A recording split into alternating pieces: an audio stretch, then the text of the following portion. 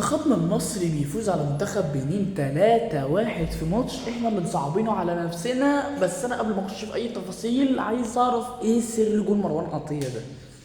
ايه الجون ده يا اسطى؟ انت بقى ايه يا جدعان ده؟ ايه يا جدعان ده؟ ايه الشوطه دي؟ ايه الشوطه دي في حته التي يسقط فيها الشيطان وعياله. تحس ان مروان عطيه قال للحارس بيقول لك يخبط حاجه من الدنيا، الحارس قال له لا، قال له طب خد دي.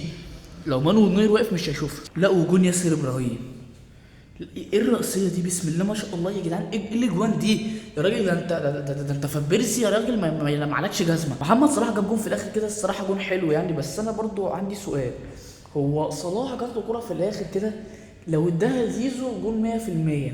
هو بيجري بالعرض، لو اداها لزيزو زيزو فاضي، لو اداها له جون. ايه اللي انت عملته ده يا صلاح؟ انت بتبص للحارس؟ بس اقسم بالله اللقطه دي خلي بالك يعني، لا كانت هتطلع خرجنا عن شعوري. ليه يا صلاح؟ يعني ملهاش اي لازمه، ملهاش اي لازمه. احنا ما كناش كسبانين اصلا، احنا كنا متعادلين ساعتها يعني. فانا نفسي اعرف انت كان ايه اللي دار في دماغك طيب. وبصراحه جون التعادل اللي جه فينا ده انت تستاهل يا شناوي، والله تستاهل. يعني انت الكره في رجلك تمام، يا تشيل يعني، انت مش عارف تديها لحد، يا تشيل يا تلعبها خلاص، ما فيش. لكن انت اخترت ان انت تلعبها للي مش فاضي، للي مزنوق، وكمان تلعبها له غلط كمان. فلا، انت الجون تستاهله بصراحه.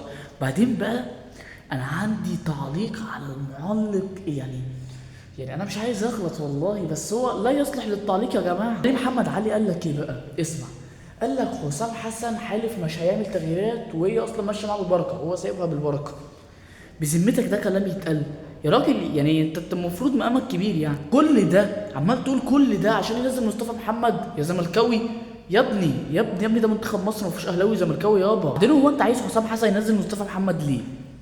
يعني ليه اصلا؟ ما كانش هيعمل حاجه، ما كانش هيلعب بنص جنيه، انت عايزه ينزل ليه؟ ده انا رايك الفني مثلا؟ لا يا بابا، ما تقولوش، احتفظ بيه لنفسك، ما يلزمناش احنا في حاجه. اصلا كابتن حسام حسن بدور الماتش افضل ما يكون تمام، وبعد كده بقى احسن لك ما تعلقش على ماتشة تاني.